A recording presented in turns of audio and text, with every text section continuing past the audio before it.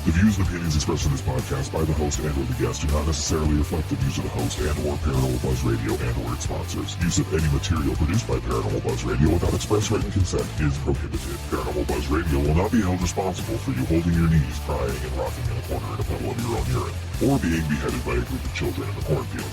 In fact, if you come across a group of children in a cornfield, we promise to make fun of you as you run away screaming in terror. Listener discretion is advised.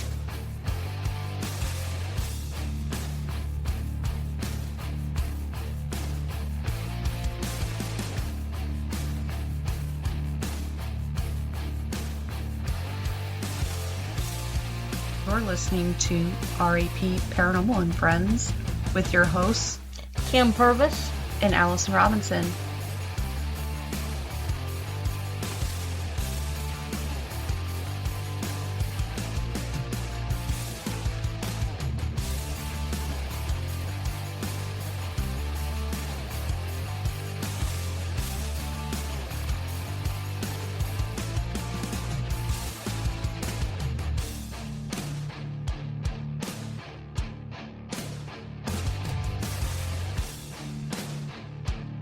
Make sure to check us out on our Facebook pages, RAP Paranormal and Friends and RAP Paranormal Busters, for up-to-date show information and events.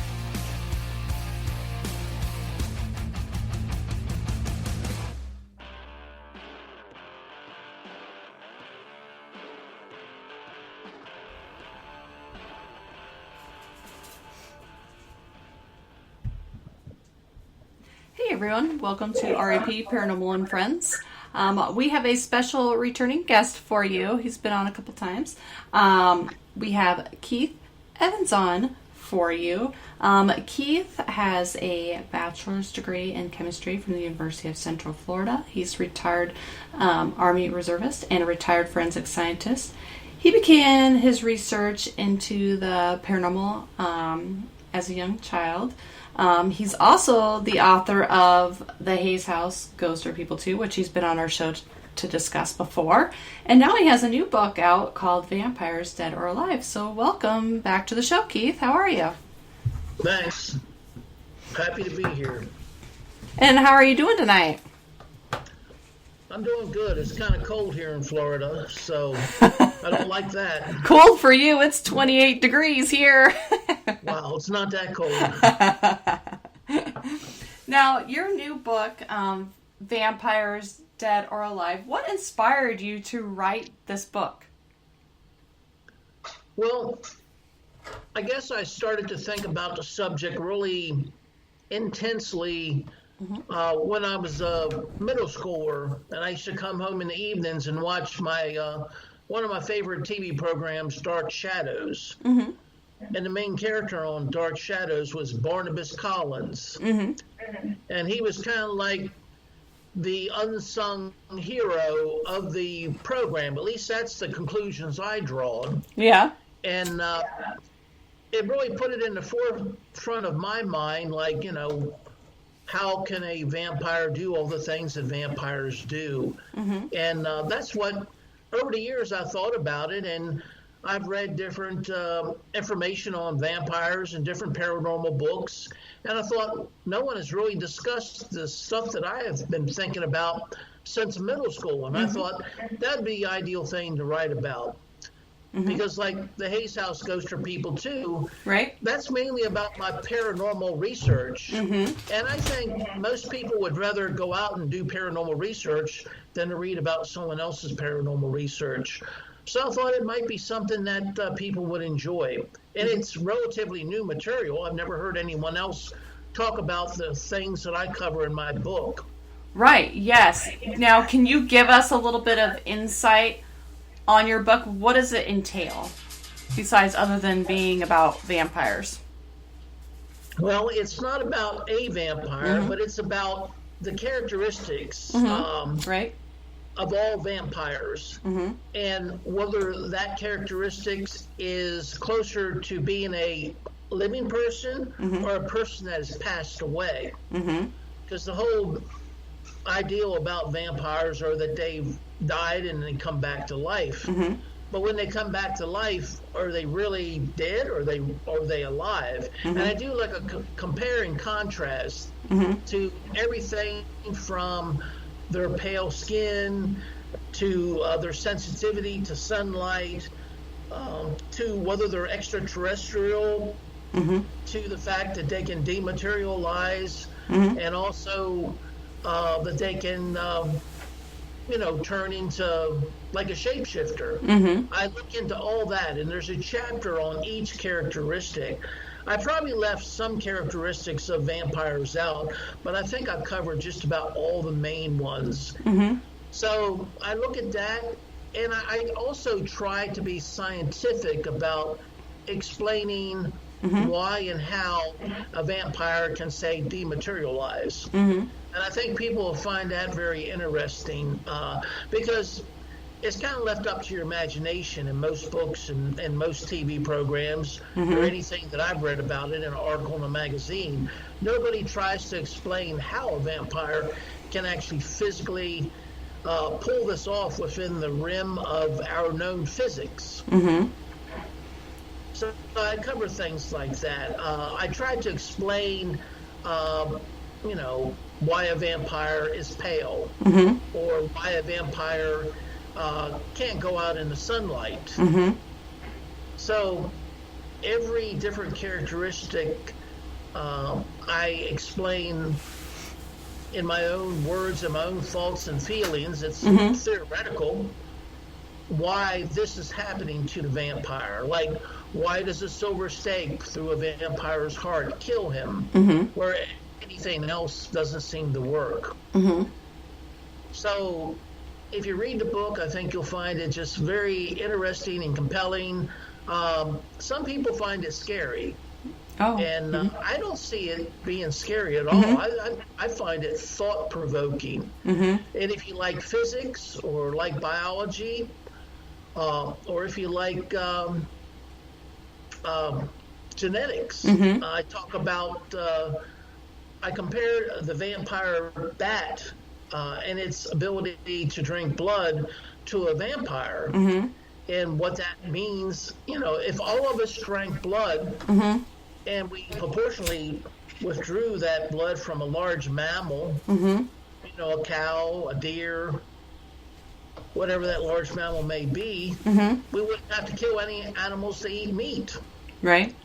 So I look at it from a genetic point of view, and how that would impact, our society and our life.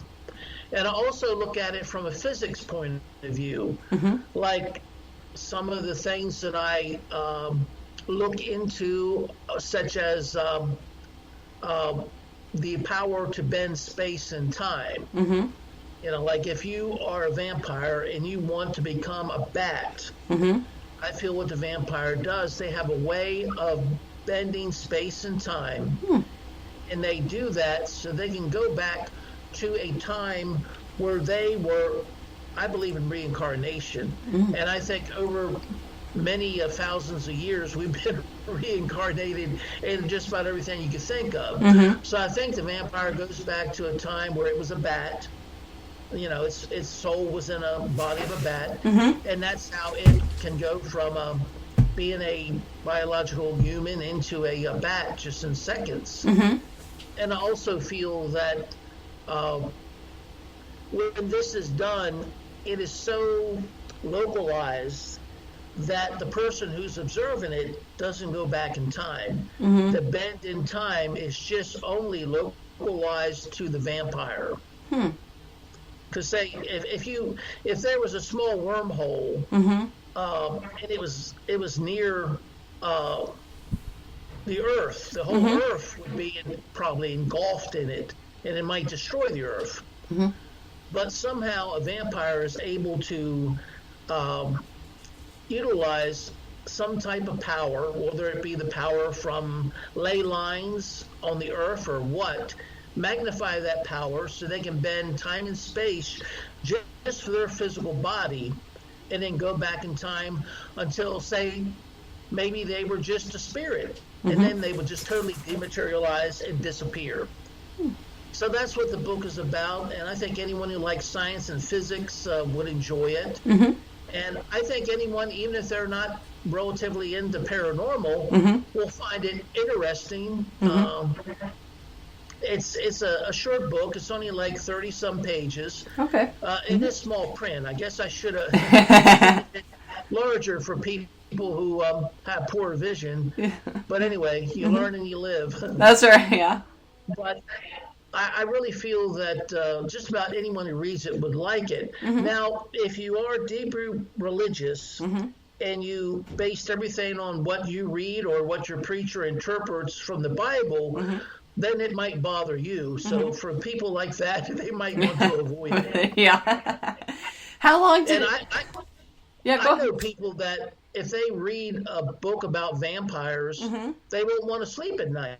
They're afraid to go to sleep. Oh, yeah. And I've never been like that. I've Yeah, me never either. been like that. I guess because I introduced myself to the paranormal as an empath when I was like 4 years old. Right. So it never really bothered me like it bothers most people, but I've been around it so long. Right, yeah. Yeah, I get that. Now, how long did it take you to do your research for this book? Gosh, I've been doing my research probably since middle school. Wow. It's a conglomeration of thoughts and feelings that I had about vampires ever since I watched the show Dark Shadows. And it was stuff I've always thought, well, why don't you write a book about that? But I really wanted to just write books about paranormal research and, what I saw, felt, and, heard doing paranormal research. And I just feel that the people who would enjoy a book like that would rather just go out and do paranormal research than to read about me doing it. So I don't know if there's really a market for that, at least today. That I don't know. I mean, there might be some people that would like to hear about other people's, like maybe they want to do like paranormal stuff, but like are too scared to, so they might like to read up on some of that stuff, or somebody who's just getting into the paranormal, and trying to figure out their way and like trying to research it before they step into a location or something like that. That might be, a market for that kind of thing. The Hayes House goes for people too. I do like a step-by-step, almost like a transcript of paranormal research. And I think for people who are very well adapted and have done paranormal research for years, they probably find that boring, but it would be good for beginners. But I went ahead and I've taken the book out of print. It's still available on ebook. Oh, okay. So if you want to read the Hayes House Ghost for People too, it's still available on Kindle as an ebook, but it's no longer in print.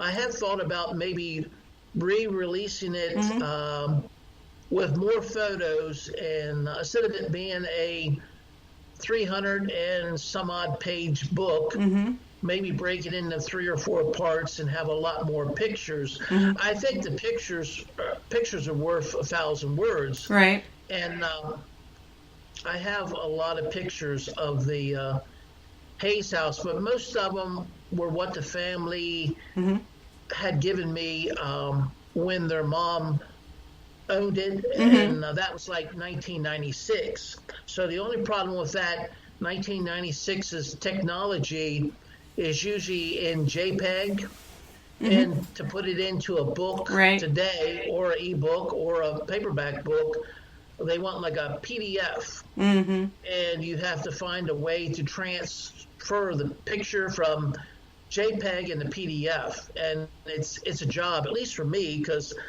my skills in paranormal research are really sharp, but my skills in technology are not. Yeah, so I get that. It's something.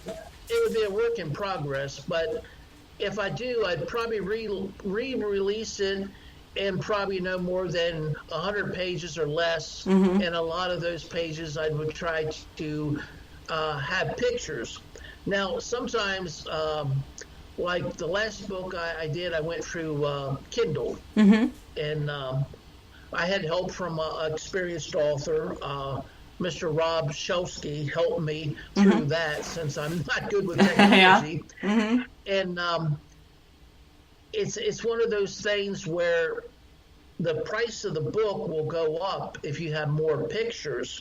So you have to be very careful. You don't want to price the book so high that people are paying $20 or $25 for a 100-page book. So you got to hit a happy medium. And I like to keep all my books around $10. And that's how much Vampires That Are Alive is $10. But I really wanted to go lower, but Kindle Direct Publishing wouldn't allow me to go any lower than $10. Gotcha. So I'm not sure why. I know other authors say they can go lower.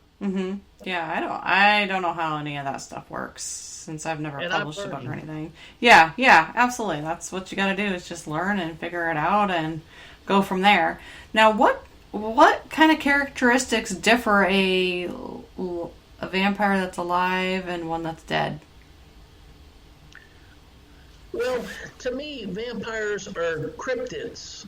I really feel that all of us have a little bit of vampire in us. For instance, if I was to die tomorrow of a certain illness, and if my body was kind of kept intact, not cremated or not allowed to be out in the weather so that I deteriorated,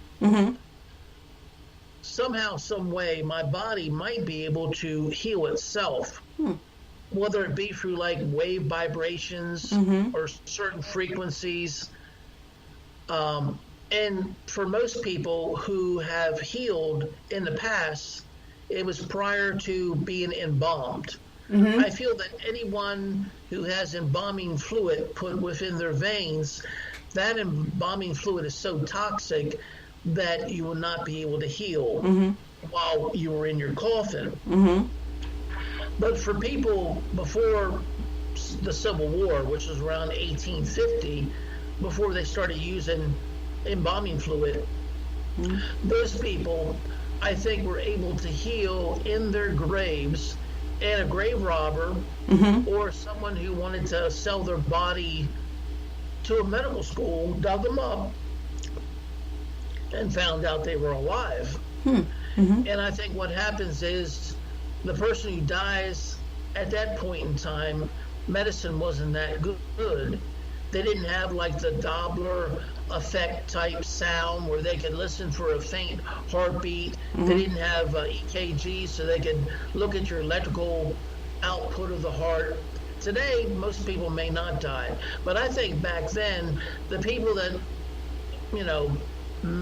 this was before 1850, that medicine or doctors at that time thought were dead were probably buried alive and were able to survive because they were in like a deep coma, like when a bear hibernates. And their body needs less fluid, they need less food or no food, no fluid, and they also need little or no oxygen. And I think people were able to heal.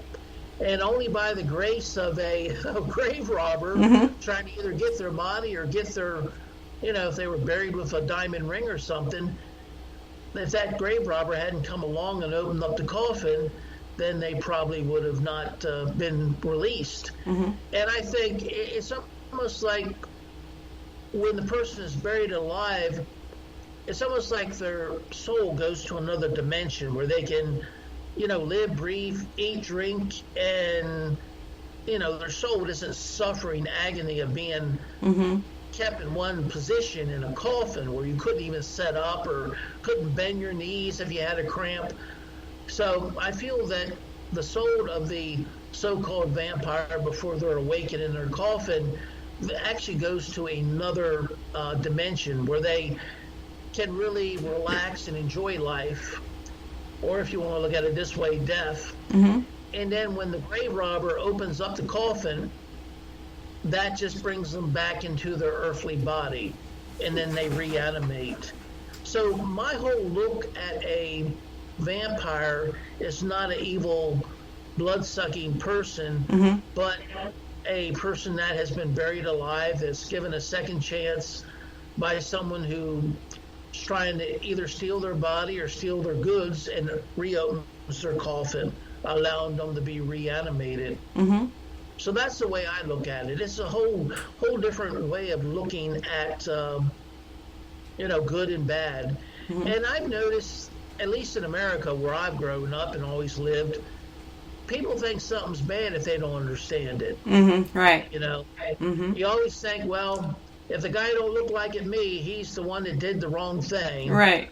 If the guy don't go to the church I go to, he's the one that did wrong. Mm-hmm. So, and it's really not that way at all. And so I think over the years, human beings have a way of looking at something they don't understand and kind of taking everything they're afraid of and everything that they have prejudice against and give it a name and call it a vampire. Mm-hmm. And I don't think all vampires actually have every type of superpower or every type of characteristics that are given to vampires. Mm-hmm. Like, how vampires are able to communicate with you through your mind, mm-hmm. especially after they draw blood out of your, body. Mm-hmm. Now, of course, if your blood is running through their blood, that might give them that extra connection to mm-hmm. be able to communicate with you mm-hmm. brain to brain, mm-hmm. so that their thoughts become your thoughts, mm-hmm. even though you don't hear them or see them or lip read what they're saying. Right. It's telepathic communication. Mm-hmm. Right. Yep. Mm-hmm. So when it comes to that, I'm not sure that all vampires have every type of ability like that. Some vampires might only have telepathic abilities. Mm-hmm. Some vampires might have only the ability to bend space and time and shapeshift or, disappear into thin air when they go back to a time period when they were just a soul and not actually within a body. Mm-hmm. So that's the way I look at it. And I think if people read the book, instead of thinking about being afraid of paranormal, they kind of think about, wow, everyone that's read the book so far that I've talked to mm-hmm. says you thought of things that I would have never thought of. Mm-hmm. Right. So, and that's what I was doing as a kid. And as a kid, you couldn't talk about paranormal. I grew up in a very conservative area of Maryland where somebody would have laughed at you, made fun of you, mm-hmm. and even my parents told people that I was crazy because I was an empath. Mm-hmm. I didn't know what an empath was then, but I know now. Right. So, and I used to be able to. There was a relative that built a house around 1850, and it was mm-hmm. a two-story house, rather modest, but it mm-hmm. had some really nice old wooden mm-hmm. Wainscoting, mm-hmm. Mm-hmm. which was clear. You could see the mm-hmm. wooden grain, which I still think is beautiful today. Right. But as a 4-year-old, whenever I went to that relative's house, which they had passed away, but other relatives of my family owned it, mm-hmm. I would always look at that and make over it.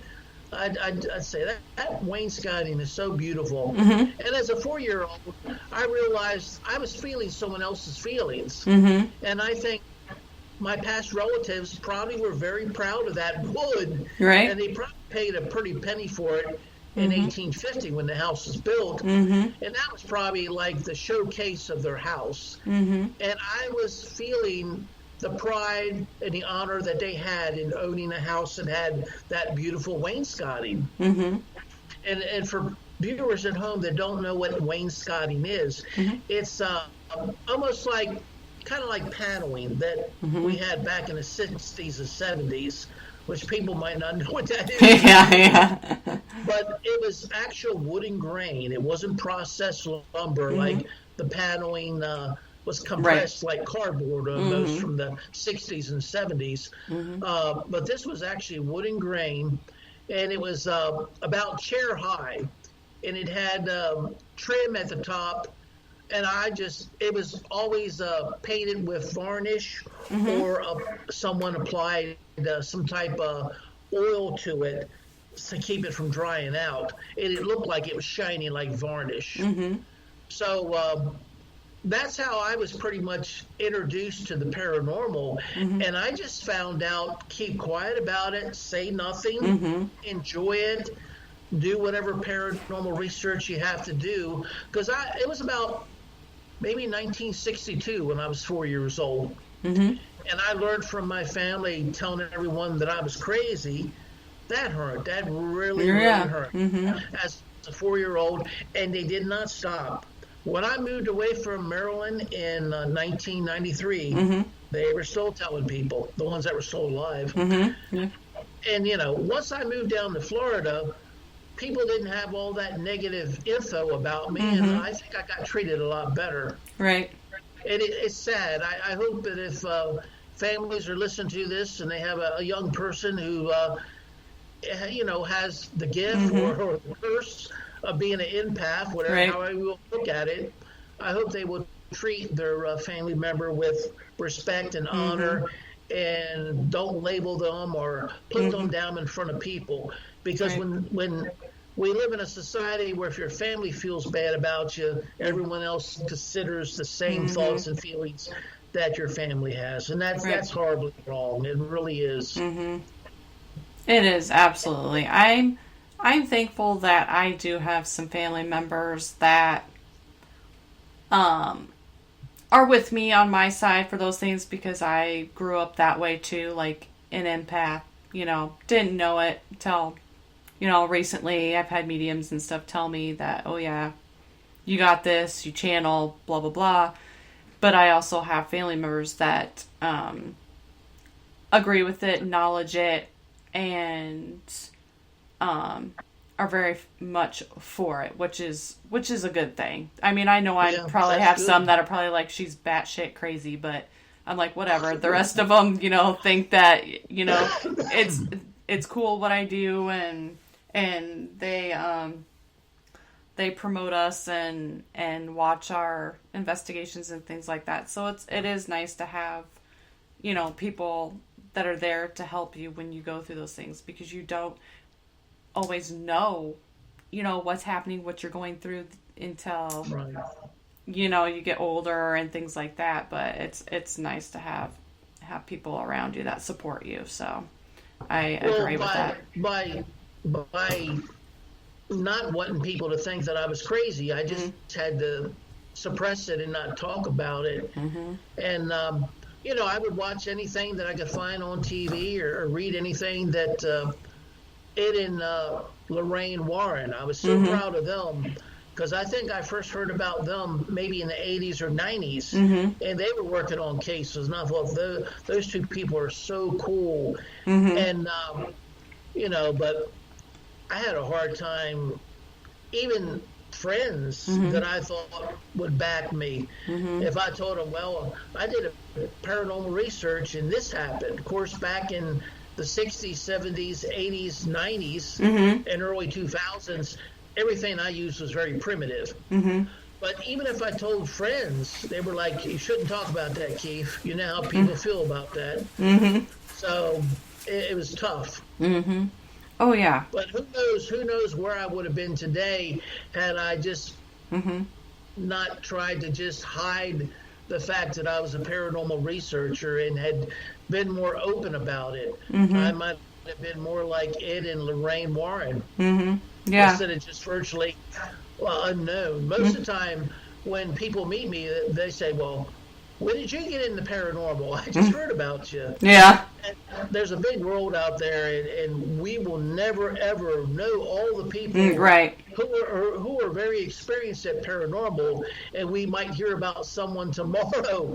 That don't mean that they started to, their paranormal experience when you hear about them. Right. Most people have been in the field for a long time. I find that most paranormal researchers had experiences as children, and that sent them on their way to wanting to know more about the paranormal. Yeah, I agree with that too. Now, going back to your vampire thing, I had a question for you. Sure. Now, I have seen some shows and things with people who actually believe that they are actual vampires, and these people have Like, I don't know what you want to call them. I can't remember what term they use, but they have people that actually, they allow them to like take like an X-Acto blade from them and have their blood. Have you come across that in your research at all? Where they actually think they're actually a vampire, like a real live human being that practices that? Well, I don't know. I have not actually paid that much attention to that. I've seen it and heard of it, and I've seen TV programs where people claim they enjoy drinking blood and pay people so they can cut them, so they can, and the cuts are superficial cuts, right? And they drink their blood. I did not include that into my book, and I did not consider that because it could possibly, but then some people will mimic it just to get attention, or maybe to become popular or famous. I don't know. I didn't utilize that line of thought within my book. And I do know that a lot of people like to, I've heard of it over the years, at vampire cults where people will dress, I guess in the 90s I first heard about it, maybe late 80s in Maryland, where a lot of high school kids would wear like gothic clothes and put makeup on their face to make their face really white. And then I would ask them, well, why do you dress that way? And they would say, well, it's gothic. I'm in a vampire cult. Yeah. So I don't know. It's more like Halloween. It's more like pretend. So I didn't base my book on any of that at all. Now, another one that is, human form is also, I don't know if you've heard of this one, but like an energy vampire. Have you ever heard of? I have heard of that terminology. And to me, I did not include that into my book because to me that was more or less an abusive person who wants to be all controlling. And people who want to be all controlling are mainly very insecure, and they can't allow anyone around them to live their own life. They want to control everything you do, think, or feel. And that to me is a psychic vampire. Maybe to other people, and it says in the dictionary, and I think I put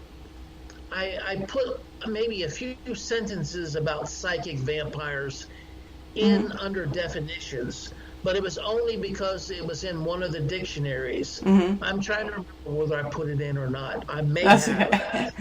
But I did not have a chapter on psychic vampires or anything like that. I mainly looked at the characteristics of vampires, and in other words, I think it's just a vampire term is used there, but I think it's just an abusive person who wants to be all controlling, overbearing, and just don't care about anyone except themselves. So I don't think that would qualify under my definition of the vampire that I was looking for in my book, or trying to explain in my book. Gotcha. Yeah, I just wanted to know because I've actually come across what you call an energy vampire during an investigation, so I didn't know if you had actually come across anything like that in your research or anything like that, or vice versa. But do you I didn't even pursue it because I don't know, I only heard about that term probably within the last 20 years, and I more or less stuck to the traditional things that vampires do as far as characteristics. I also even compared vampires to extraterrestrials. There's a chapter of that because, a vampire could have crash landed here, a couple thousand years ago and interbreed it with, and we all might have a little bit of vampire in us. So once you've been living on Earth long enough, I guess you become an Earthling. Yeah. But when it comes to vampires, they're so durable. Who else would be adapted to space travel other than a vampire? Especially long space travel. It makes sense. And there's a chapter about that in my book, Vampires Dead or Alive. Now, do you think the way that movies and things portray vampires, is that something kind of realistic that you found in your research, or? Well, I haven't watched that many movies recently about vampires. It depends on the movies. I think in most movies that I've watched in the past, which I haven't seen them all, they kind of depict the vampire as being the evil, demonic person. But I'm not sure if that's the case at all.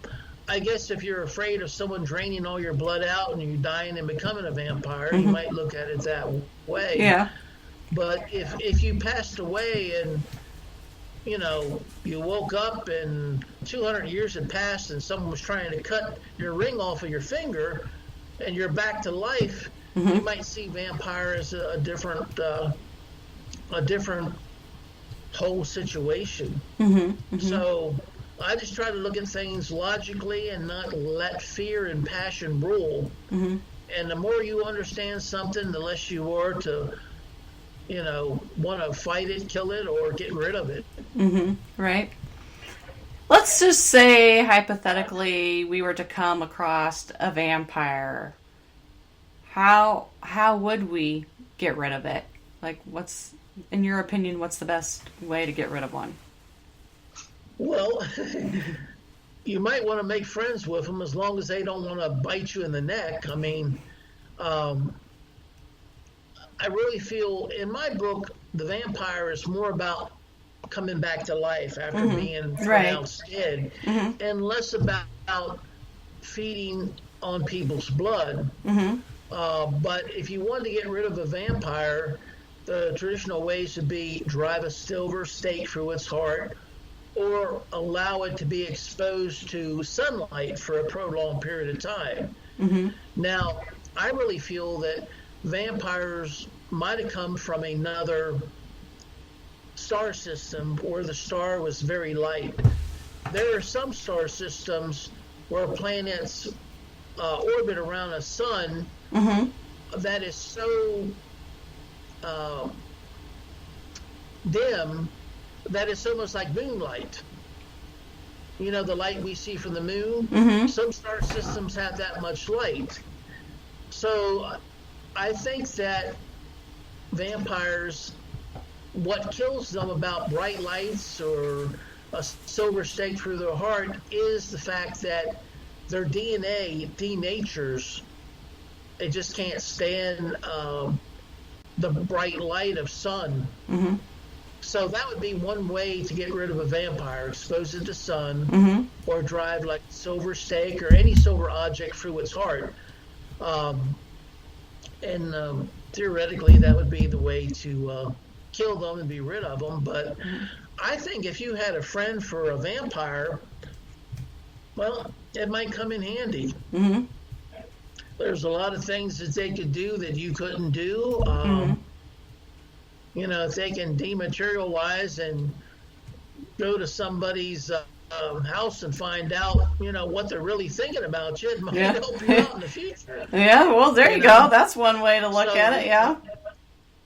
And if they can, change into a wolf and, go out and about, they might be able to go and do paranormal research in an area that you can't get permission to go do paranormal research if it's outside. So that they could come out and tell you things about their paranormal research that, if you'd have went, or if they had went as a person, they'd have been kicked off the property. Yeah. So there's benefits of having a vampire as a friend if they will communicate with you on a mature and intellectual level, without being a threat to your life. I don't think anyone wants to be bitten in the neck. No. And my ideal of a vampire is less about drinking blood, and even though I do cover that, but it's more about the fact that being rebirthed after you passed away. And, healing in a coffin while everyone else thinks that you passed away. And but if we all drank blood and never killed any animal, animals wouldn't go extinct. We could just, have elk and reindeer and just draw out enough blood that it doesn't kill them and drink that. But nutritiously, blood is lacking what we would need, and we would have to drink blood a lot because it just don't have the nutritional value. And blood has for our taste buds, it does not taste good. So for anyone that likes it, maybe their tongue doesn't have the bitter receptors that they should have. Maybe they just like the real bitter taste of iron. Yeah, that could be it too. Do you have plans to write any other books on any other kinds of subjects? Well, in the past, I've done several, a lot of research, like the Hayes House goes for people too, but they would just be what I could tell people about my paranormal research. So that would be the type of book that I'm really suited to write about. I don't think I have any more tricks up my sleeve about anything I've been thinking about since middle school, like the vampire subject. But in the book, I do talk about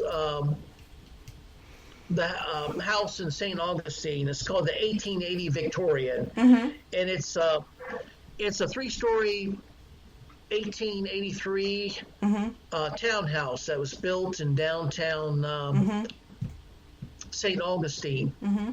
And when I was there doing paranormal research in 2020, I was there right during the COVID shutdown, which only lasted a week in Florida because everybody wanted people to come here on vacation while your state is shut down. So during that week, the paranormal activity was just off the wall. It was just very, very, a lot of paranormal activity.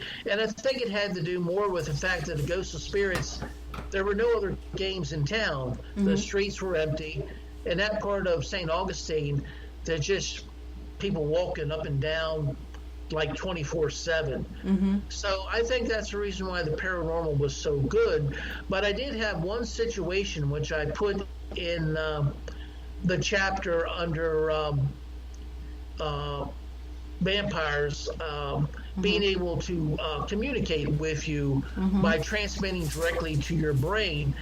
I saw a young lady that no one else saw, and I can't say for sure that she was a vampire, but she had very pale skin, and she would actually, every time I saw her, the family who owned the house, they visited like 3 times while I was there, and I was there for 2 months. And each time they would visit, there'd be this young lady coming in with them. Well, at least the first time, maybe the second time. The third time, that young lady wasn't with them. And they had told me that they had a daughter, and I just thought that was their daughter. And then all of a sudden they have another daughter. And I looked at the owner and said, I didn't know you had 2 daughters. He said, I don't. And I said, who was the other young lady that was with you the other 2 times you were here? He said, there was no young lady with me. Oh, wow.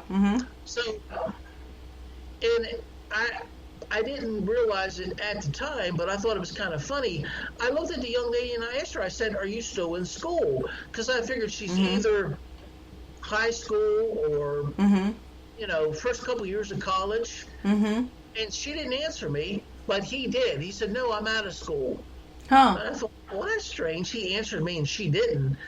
But on the front porch, the first floor front porch, which is accessible from the street, I had just walked down and did a walk.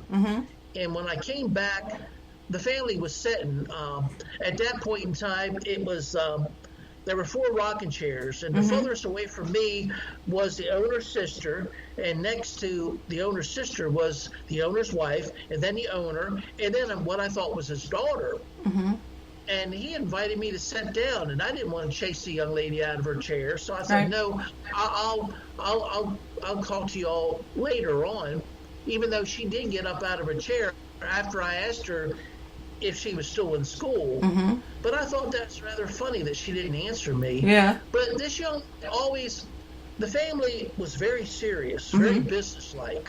And this young lady laughed and giggled all the time. Kind of like the way a middle school girl would laugh and giggle if she had a crush on me. Oh, yeah. So, and I thought, why is she laughing and giggling? And she would always like look at me and laugh and giggle. And kind of like the wicked, evil laughter of a woman on a movie. And I thought, well, that's strange. And I saw her one time. I think it was the second time the family had visited.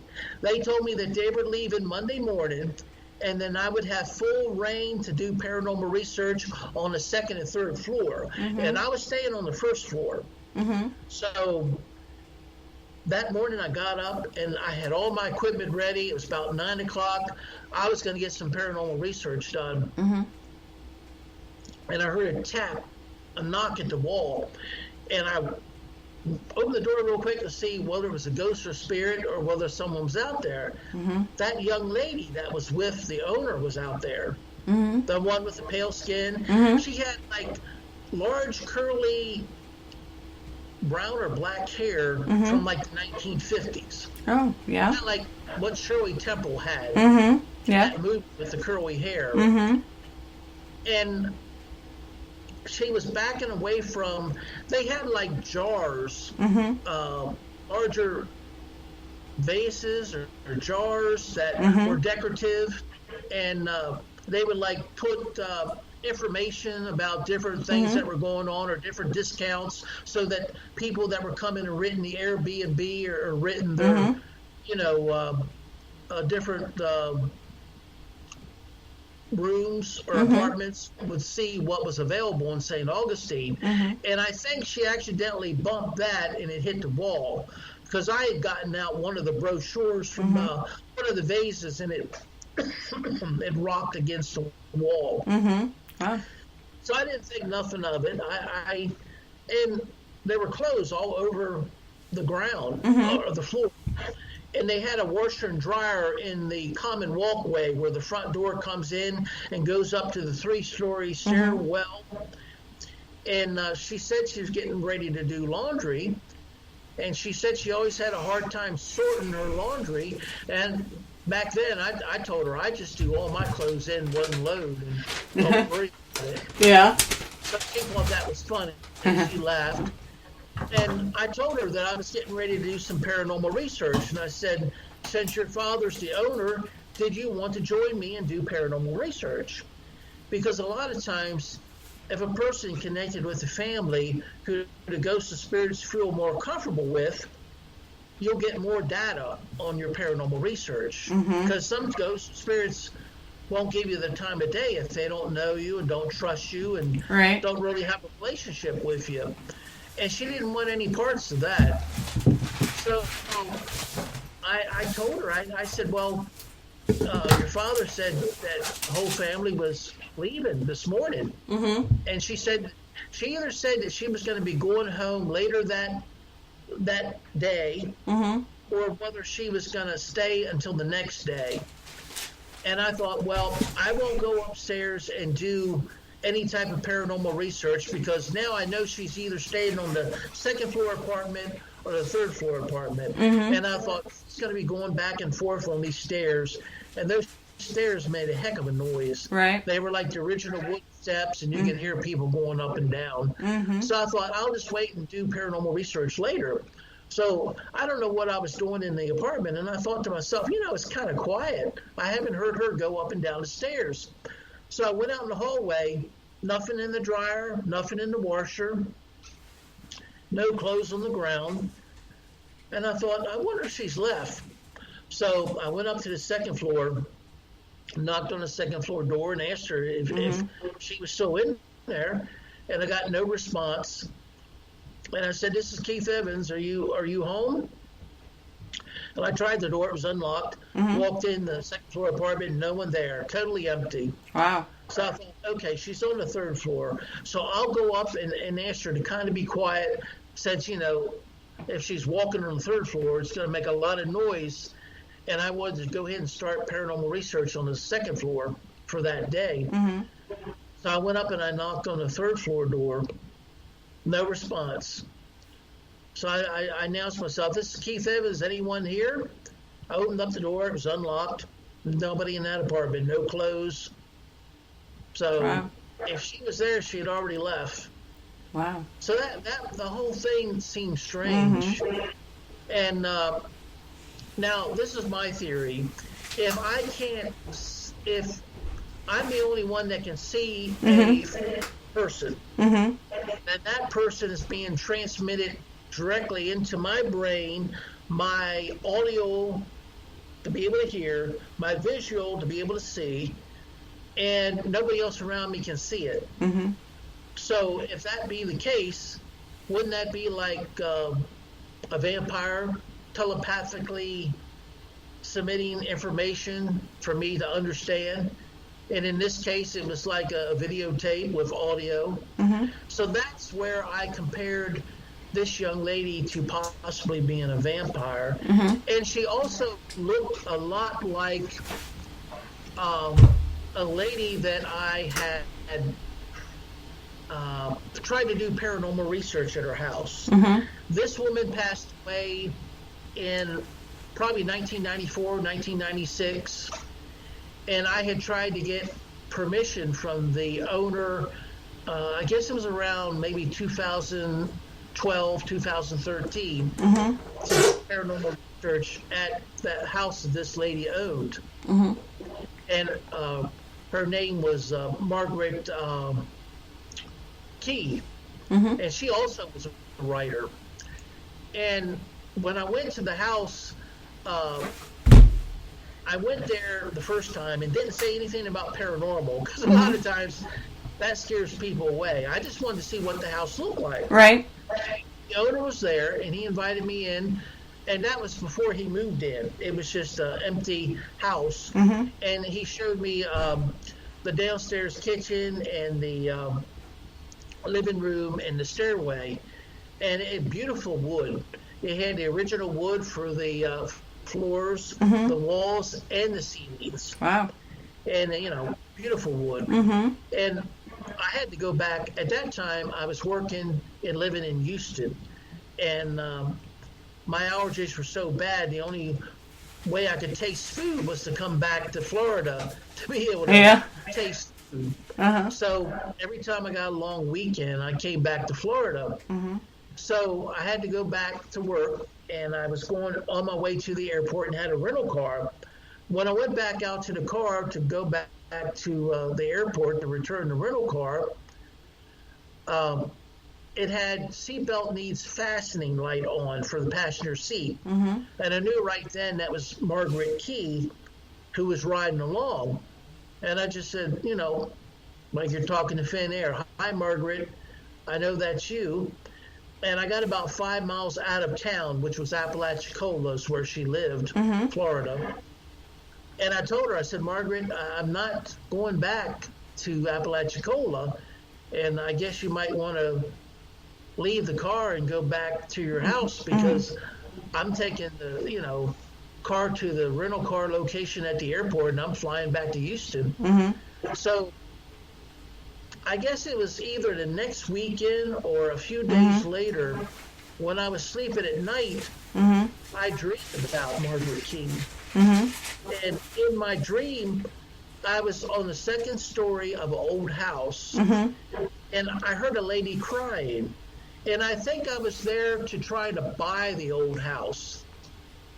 And I was talking to like a realtor agent. And while the realtor agent was talking, I turned around and looked out in the hallway, and I saw a lady walking up the steps crying.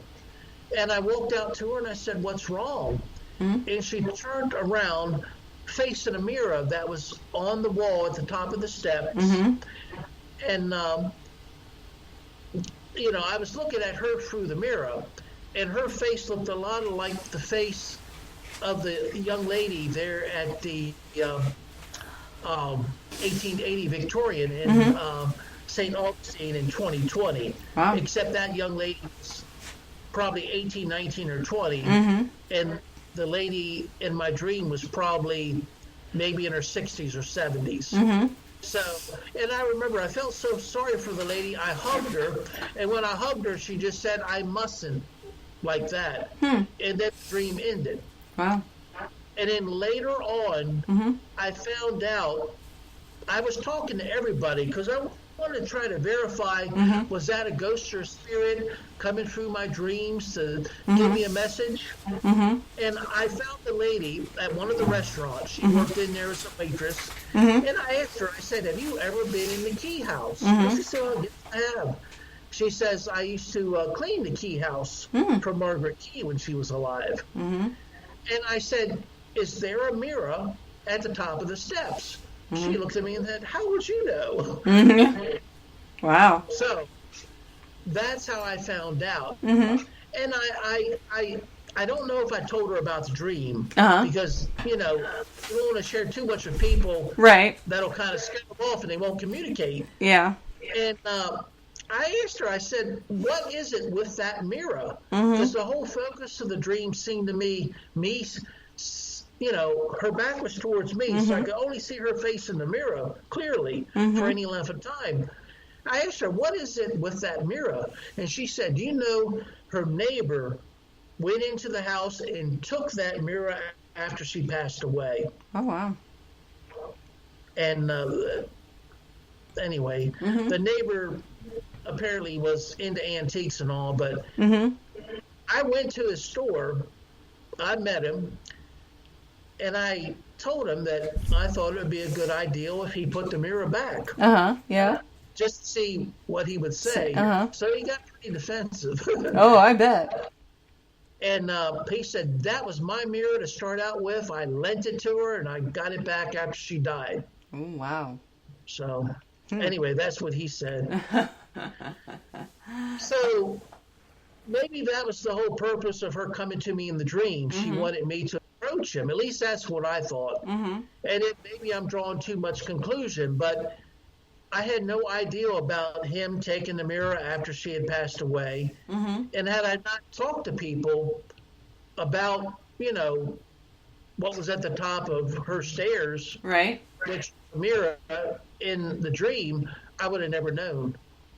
So it was just lucky, because how many people can you talk to would have actually been in her house?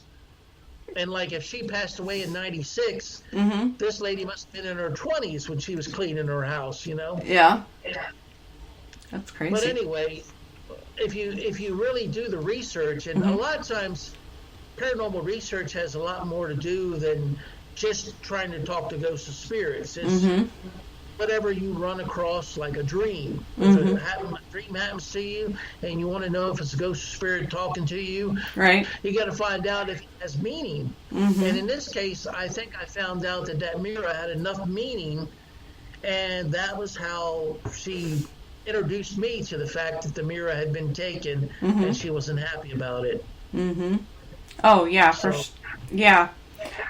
We're getting close to our time here. Before we get going, if any of our listeners want to follow you, can you list off any of your social media? Well, I'm on Instagram and I'm on Facebook. I also have a YouTube channel called Paranormal Short Sessions by Keith Evans. It's free to subscribe. And my book, Vampires Dead or Alive, is available paperback on Amazon. Other online book places can carry it. And also the ebook is available on Kindle. And the Hayes House Ghost for People 2 is still available as ebook. I was told by the book publisher and distributor that whatever books are out there as paperback that are in the stream will stay in the stream until they're all sold. So I don't know how many months that could take, but it's out of print now. So if you see the book in paperback in any of the bookstores, grab it while you can. Yeah, right. Yeah, absolutely. Well, thank you, Keith, for being on and talking to us again. It was a pleasure to talk. Yeah, absolutely. It was a pleasure talking to you about your new book, Vampires Dead or Alive. And thank you to everybody for all of our listeners for your continued support. We appreciate each and every one of you. And make sure you check him out on Facebook, Instagram, and check out his YouTube. And peace out, everybody, and have a good night.